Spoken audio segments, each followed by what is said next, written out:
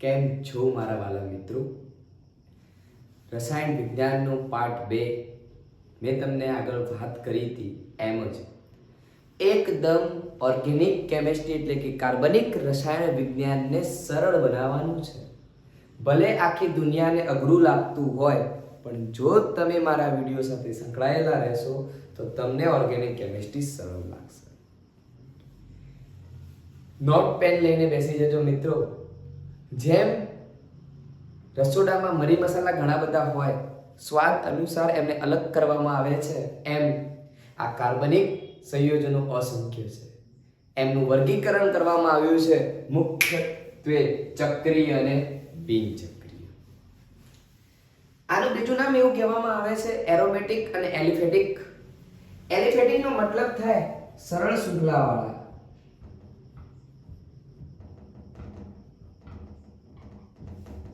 સરળ શૃંખલાવાળા અને ચક્રીયનો મતલબ થાય બંધ શૃંખલાવાળા અથવા વલયવાળા. ઘણા બધા નામથી ઓળખવામાં આવે છે. સરળ શૃંખલાવાળા વાત કરવા જઈએ આપણે તો એના અંદર મિત્રો સરળ શૃંખલામાં તમે જોઈ શકો છો કે આ રીતે લખેલું હોય અથવા આ રીતે લખેલું હોય અથવા આ રીતે લખેલું હોય. આ બધા સરળ શૃંખલાવાળા છે. જ્યારે સમચક્રીય અને વિષમચક્રીય, ચક્ર કેવું, વલય કેવું, સરખું અને ન પણ હોય. વિષમચક્રીયમાં કેવું, સમાન ન હોય. વિષમચક્રીયમાં આવું હોઈ શકે.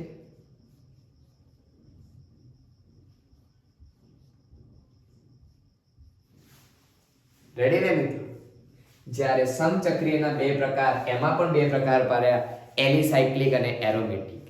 એલિસાયક્લિક એટલે આવું સાયક્લો રચતું હોય, માત્ર બંધ ગાળો રચતું હોય.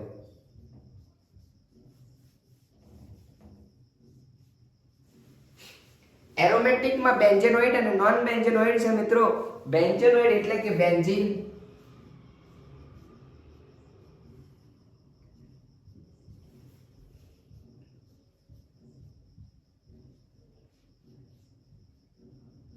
નેપ્થેલિન.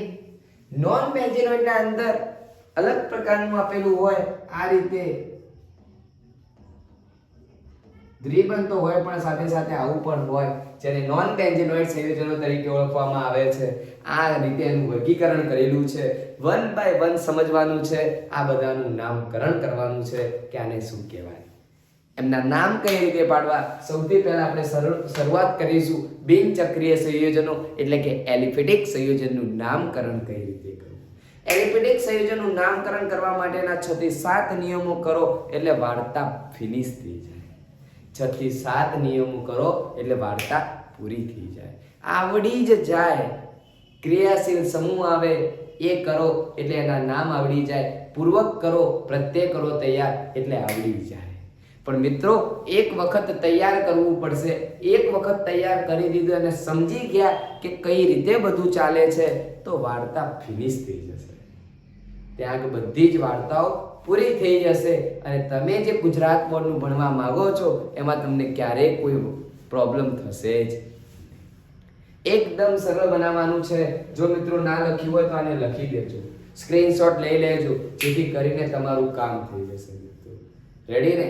આશા રાખું છું કે તમને મજા આવતી છે. રેડી? હવે શરૂ કરવા જઈ રહ્યો છું આયુપીસી નામકરણ. આયુપીસી નામકરણના નિયમ અને ઉદાહરણ સાથે સમજાવું છું કે કઈ રીતે કરવા. રેડી?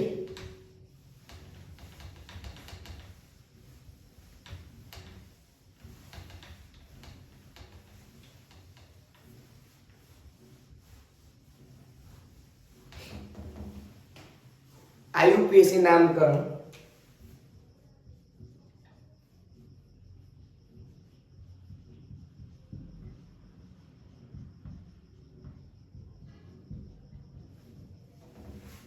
પ્રશ્ન એવો થાય, વડી સાહેબ આ કેવું નામકરણ?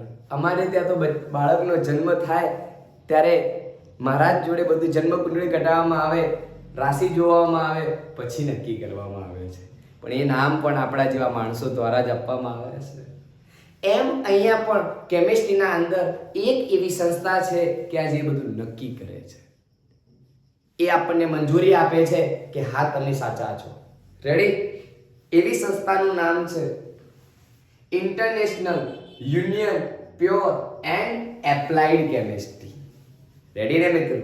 ચાલો, સૌથી પહેલા સંયોજનમાં લાંબામાં લાંબી શૃંખલા નક્કી કરવી. સૌથી પહેલા સંયોજનમાં લાંબામાં લાંબી શૃંખલા નક્કી કરવી. શૃંખલામાં શું આવશે? કુલ કેટલા કાર્બન? 1 2 3 4 ને 5. તો આ લાંબામાં લાંબી શૃંખલા 5 કાર્બનની. એના પછી બીજું એક ઉદાહરણ,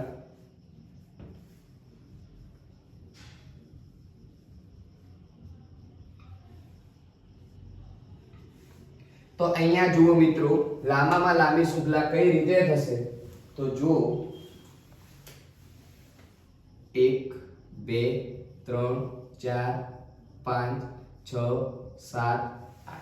લાંબામાં લાંબી શૃંખલા આ બને છે, એને બોક્સ બનાવું છું.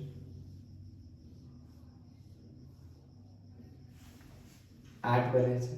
આ રીતે લાંબામાં લાંબી શૃંખલા નક્કી કરવી. શૃંખલા નક્કી થઈ ગયા પછી મુખ્ય શાખાને ઉપશાખાઓ આવશે. જે લાંબામાં લાંબી શૃંખલા છે એની શાખા આવશે. શાખાને ન્યૂનતમ ક્રમ મળે એ રીતે નંબરિંગ કરો.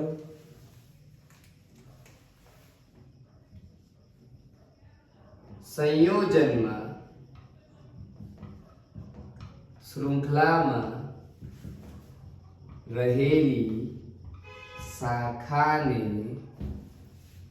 ન્યૂનતમ મતલબ ઓછામાં ઓછો ક્રમ મળે તે રીતે નંબર આપવા. રેડી મિત્રો? ઓછામાં ઓછા નંબર આવે એ રીતે નંબરિંગ કરવું. એનું ઉદાહરણ અહીંયા લખું છું.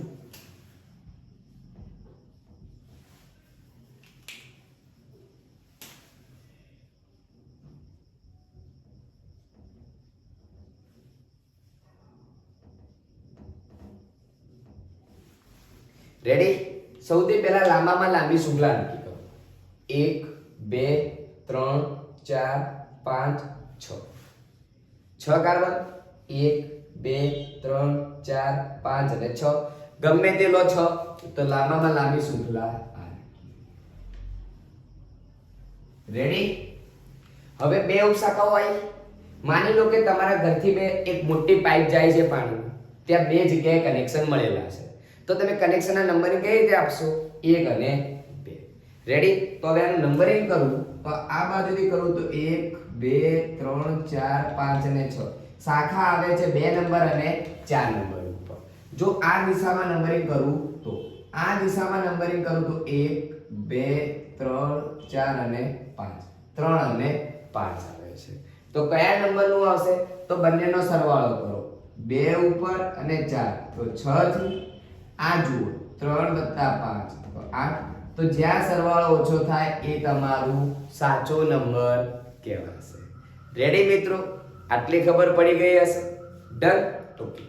હવે સમાન ઉપશાખાઓ એક કરતા વધારે આવેલી હોય શૃંખલામાં એક કરતા વધારે શાખાઓ સમાન રીતે આવેલી હોય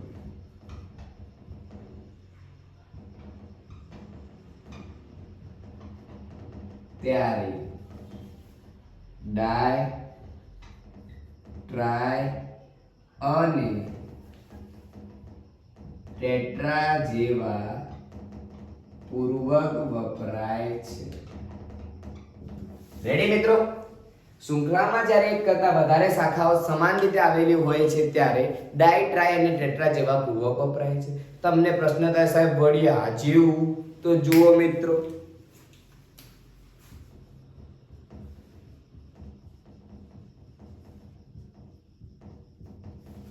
રેડી? મુખ્ય શૃંખલા કઈ? રેડી? આના નામકરણ કરું 1 2 3 4 અને 5. તો 2 3 અને 4 તો કેટલા મિથાઇલ સમૂહ છે? 3. આવું લખેલું હોય તો આને કહેવાય મિથેન. રેડી? પરંતુ આવું લખેલું હોય તો આને કહેવાય મિથાઈલ. બોલો આવડે કે ના આવડે મિત્ર? બિલકુલ સરળ અને સિમ્પલ, આવડી જ જાય. રેડી ને? ઓકે. તો અહીંયા ડાઈ કેટલા? હવે ફરી ચોથા નંબરનો નિયમ લખું છું અહીંયા આગળ, આને રફ કરું છું. જો લખવાનું બાકી હોય તો મિત્રો લખી લેજો, અને જો વિડિયો ગમતો હોય તો તમારા મિત્રોને મોકલવાનું ભૂલશો જ નહીં, અને લાઈક તો કરવી જ પડશે, એના વગર તો નહીં ચાલે. હા ને મિત્રો? આગળ 4 નંબર ઉપર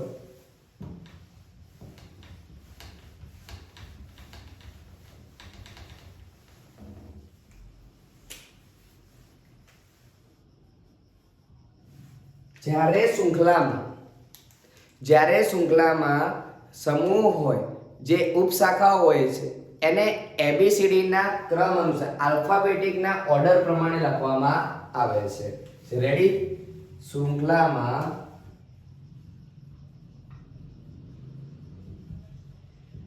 એક કરતા વધારે શાખા આવેલી હોય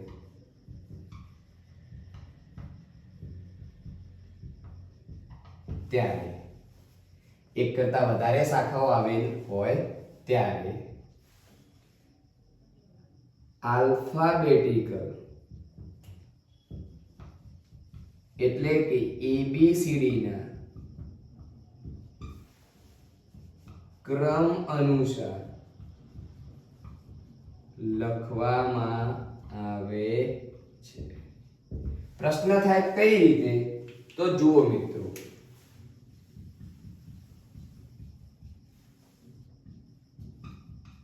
રેડી? હવે અહીંયા જુઓ, નંબરિંગ અહીંથી કરું. આને કહેવાય મિથાઇલ, આને કહેવાય ઇથાઇલ. તો ઇથાઇલમાં ઈ આવે, ઇથાઇલમાં શું આવે? ઈ.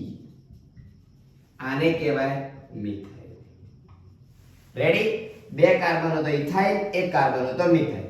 તો ઈ પહેલા આવે એમ કરતા માટે આને લખાશે 4 ઇથાઇલ 2 મિથાઇલ. કાર્બન કેટલા?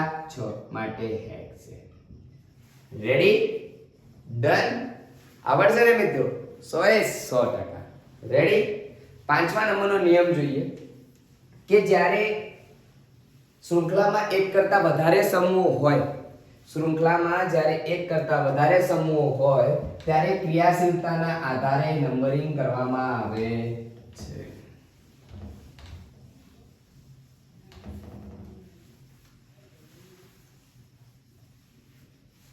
પાંચમો નિયમ, શૃંખલામાં એક કરતા વધારે સમૂહ આવેલા હોય ત્યારે તેમની ક્રિયાશીલતાના આધારે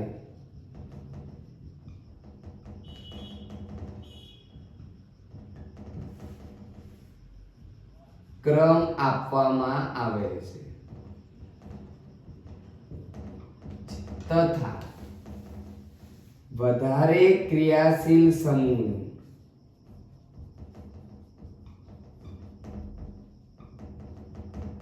પ્રત્યય મૂળ શબ્દ પછી લગાવવામાં આવે છે.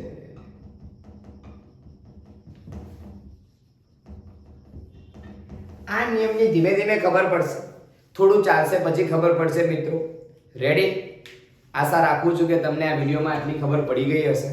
અને હવે મિત્રો તમને એ દિવસે મેં તમને કીધું હતું કે 1 કાર્બન હોય તો મિથેન કહેવાય, 2 હોય તો ઇથેન કહેવાય, 3 હોય તો propane, 4 butane, 5 pentane, 6 હેક્સેન, 7 heptane, 8 octane, 9 નોનેન, 10 હોય તો ડેકેન, પછી મોનોડેકેન, ડાઇડેકેન, ટ્રાઇડેકેન, ટેટ્રાડેકેન, પેન્ટાડેકેન, હેપ્ટાડેકેન, હેક્ટાડેકેન એવું ચાલ્યા કરે છે. ઓક્ટાડેકેન, નોનેડેકેન, ડન આ રીતે ચાલ્યા કરે છે. ડોડેકેન આ રીતે ચાલ્યા કરે છે.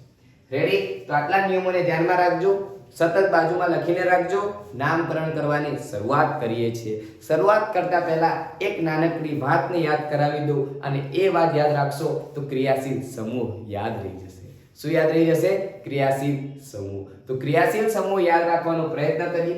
એના પહેલા 3 સરસ મજાના સમૂહો છે એના વિશે નાનકડી એક ઝલક આપી દઉં.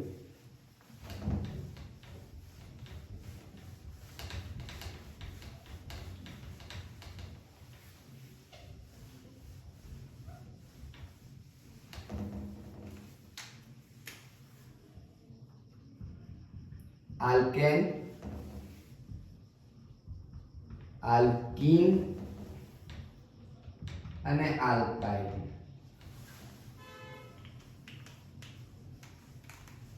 આનો મતલબ થાય આલ્ક વત્તા એન. આનો મતલબ થાય આલ્ક વત્તા ઈન અને આનો મતલબ થાય આલ્ક વત્તા આઇન. આ ત્રણેયમાં પ્રત્યય જ વપરાય છે. પ્રત્યય વપરાય છે એન.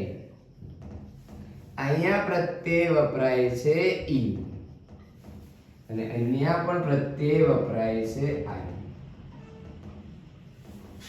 રેડી? અહીંયા દરેક કાર્બન વચ્ચે એકલ બંધ આવેલો હોય, અહીંયા કાર્બન કોઈ એક કાર્બન વચ્ચે દ્વિબંધ આવેલો હોય અને અહીંયા કોઈ એક કાર્બન વચ્ચે ત્રિબંધ. બસ આટલી વાતોને યાદ કરો એટલે તમારું કામ નીકળી પડે. તમારું કામ ચાલવા માંડે. આના અંદર એક વિશેષતા રહેલી છે કે જો આને દ્વિબંધના વડે ઓળખવામાં આવે, આને સિકલબંધ અને આને ત્રિબંધ. આ ત્રણેયમાં સૌથી વધારે સક્રિય કયું? તો મિત્રો તમે બજારમાં એકલા ફરતા હો તો તમને કંટાળો આવે, પણ તમારી પાસે જો તમારું જોડકું બેસાડવામાં આવે તો મજા આવે. અને જોડકા પછી થોડા સમય પછી ત્રીજું થાય. પહેલા એક હતા, એકના બે થયા, બેના ત્રણ થયા. એક હતા ત્યારે કંટાળો આવતો હતો, બે હતા એટલે મજા પડી ગઈ. બેનું પાછું ત્રીજું આવ્યું એટલે આના કરતા તો ઓછી મજા, પણ આના કરતા તો વધારે. આના કરતા ઓછી, આના કરતા વધારે. તો મિત્રો આનો જે ક્રમ બનશે તો સૌથી આ, એના પછી આ અને આ આની ક્રિયાશીલતાનો ક્રમ છે. આલ્કીન, આલ્કાઇન અને આલ્કેન આ આની ક્રિયાશીલતાનો ક્રમ છે. જ્યાં સુધી તમે એકલા હતા ત્યારે ફરવું ગમતું નહોતું, કંટાળો આવતો હતો. જેવું જોડકું આપ્યું, પપ્પાએ શોધી આપ્યું એટલે થોડી મજા આવી, ખુશી આવી, આમ જોશ આવી ગયો, સૌથી વધારે સક્રિય બની ગયા. બજારમાં ફરવું પણ બહેતર હોય છે. એના પછી જ્યારે ફરી એક ત્રીજું થોડા સમય પછી પ્રારંભ થયો ત્યારે પહેલા કરતાં થોડી ક્રિયાશીલતા ઓછી થઈ ગઈ. સૌથી ઓછી જ્યારે એકલા ફરતા હતા ત્યારે હતી. રેડી મિત્રો? આશા રાખું છું કે હવે નેક્સ્ટ ટોપિક મારો જે જવાનો છે એ આયુપીસી નામકરણ પર જવાનો છે. આટલું તૈયાર કરી દેજો, પછી સંયોજનના ગાયક ગા નામકરણ કરી નાખીએ. તમે જોતામાં જ પતી જશે. જો મિત્રો વિડીયો ગમતા હોય ખરેખર તો લાઈક, શેર અને સબસ્ક્રાઇબ કરવાનું ભૂલશો નહીં.